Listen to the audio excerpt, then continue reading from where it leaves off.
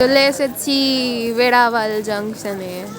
তুমি বাইরে যাবে, বেরিয়ে অটোওয়ালাকে বলবে যে ভারত সেবাশ্রম যাব আমরা, 25 মিনিটের ডিস্টেন্স। স্টেশনটা খুব একটা যে বড় তা নয়। এই ট্রেনটা করে এসেছি আমরা। মাথায় অমৃতাঞ্জন লাগিয়েছি, খুব মাথা যন্ত্রণা। লোকের পেয়েছি তাই বেশি বেশি করে লাগিয়ে নিয়েছি। এটা মায়ের চাদর জড়িয়েছি, সবই লোকের, কোনোটাই আমার নয়। আচ্ছা আচ্ছা, দেখা যাক। রুম এখনো বুক করিনি, দেখি রুম বুক করতে হবে।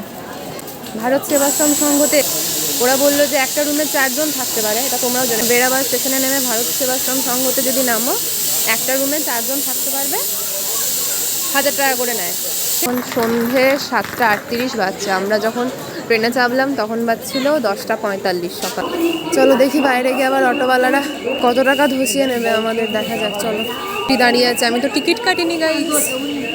এখানে কত ভালো ভালো হোটেল আছে। দেখো, এটা হচ্ছে হোটেল কৃষ্ণায়, হোটেল রাধিকা, এটা হচ্ছে দ্য এস ক্রাউন। এটা তো আলাদাই লাগছে। আর আমরা যেটা আছি সেটাও দেখাবো তোমাদেরকে। আমরা আছি ভারত সেবাশ্রম সংঘতে।